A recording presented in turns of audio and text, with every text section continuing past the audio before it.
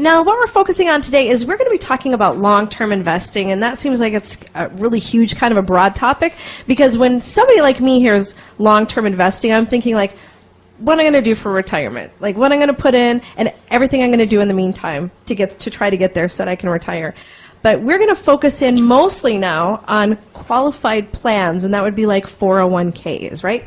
Correct. 401ks, SEP plans. Okay. IRAs, IRAs. anything that has a number and it's for retirement. Okay, now, we've talked before, qualified plans seem to be the most popular thing everybody invests in. Correct. That's kind of what people have told us to do for hundreds, or not hundreds, but 30, 40 years. Right. I mean, whoever you listen to, they say, max out your 401k plan. Yes. Max it out. Max it out, max it out. Before you do anything else, max it out. Your 401k. But that's kind of a myth, isn't it? Because I know I've talked with you before, John, and you've said that might not always be the best solution. It's a myth in the fact that you need to understand how those plans really work, and whether or not they are appropriate for you in your position, in relation to so many factors go into it, because the tax deferral is appealing for most people, but what they need to understand is that we actually call that tax postponement. So you're going to have to pay it anyway. And you have to pay it at some point, and you have to dictate and understand at what rate. The rate might be good now, but later? Yeah, I mean, if if you look at the tax history and where we sit, you have to answer yourself, if taxes are going to go up, down, or stay the same, and you say taxes are going to go up, does it make sense to reduce your income today to only put it into an account to where you're going to pull the money out at a higher tax rate in the future? Is that a good decision or a bad decision? It doesn't seem like a good decision. It's probably not the most. Unless you're a gambler, unless you like that. Unless you get into that. Right. Well, let's talk about that for a second. So, Stacy, let's say you go down to the bank and you need a loan for $20,000. Maybe you got to put a roof on the house, or you got to buy a car or something like that. And you fill out the 4-page credit application. They check you out. You answered all the questions right. You got a great credit score. And the banker comes back and says, Stacy, I would love to give you a $20,000 loan. In fact, we're so emphatic about it, here's the check. Okay. Now, is there anything you want to know about taking the bank's $20,000 before you actually cash that check? Oh, I'm going to want to know what my interest rate is. Right. Is my interest rate like 40%? Yeah, you want to know what the interest rate is, and you want to know what the terms are. When does the bank want the money back, right? Right. So the banker gets this quizzical look on his face, and he says, well, let me go back to the credit committee. And he goes back to the credit committee, and they said, no, she's really good. She's got a great credit rating. Let her have the $20,000. And he comes back and he says to you, Stacy, tell you what, we'll give you the $20,000. But when we want it back, we'll let you know, and we can talk about the interest rate then. Do you want to take their $20,000? No, they might want it back in 6 months. Yeah, at what rate? But the point is, that's 95% of all Americans take that loan every day they go to work when they participate in their 401k plan.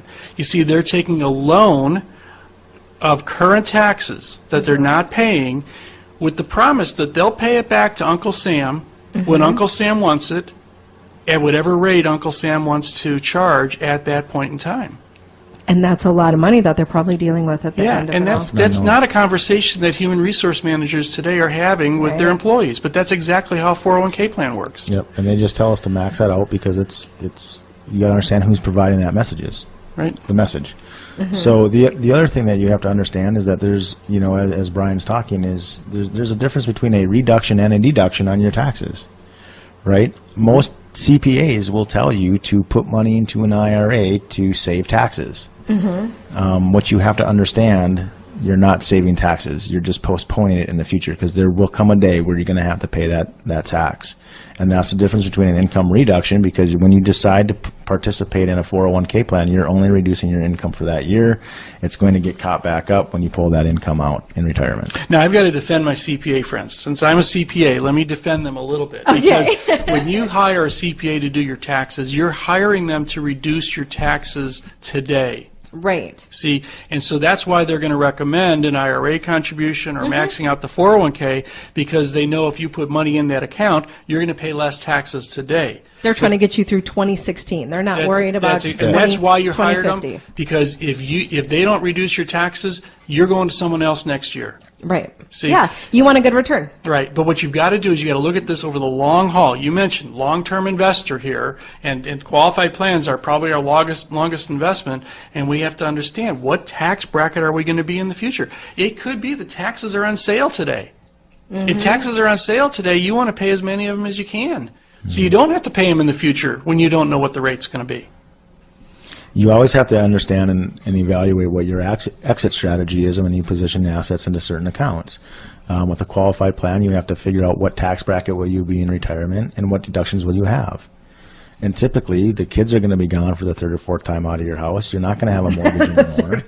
I'm right? hoping once the kids are gone, Okay. that's it. So When they move back, they're not necessarily deductions either. Right, They okay. may be mooching. they may be mooching. So the reality is if you have all your income streams from distribution in the form of qualified plans and you have nothing to offset that tax, you become what we call the perfect taxpayer.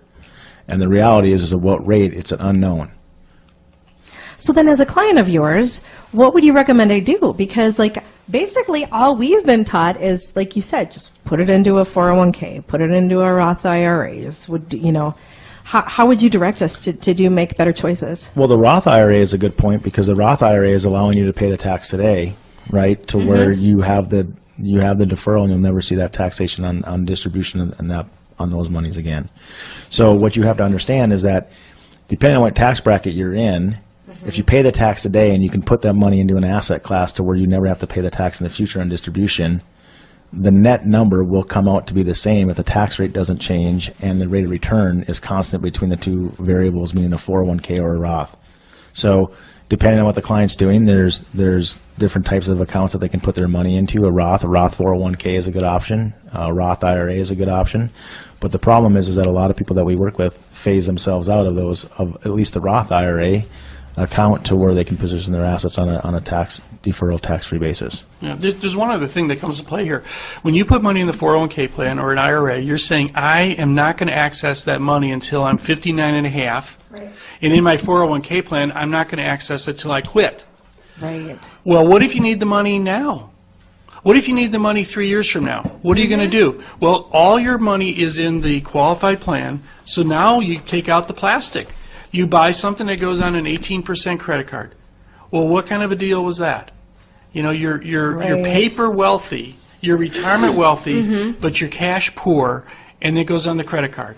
And that's why which people is can't get probably ahead a today. much higher rate. So liquidity is really important. You can't lose liquidity liquidity, that's having access to your money today. And qualified plans just don't provide that.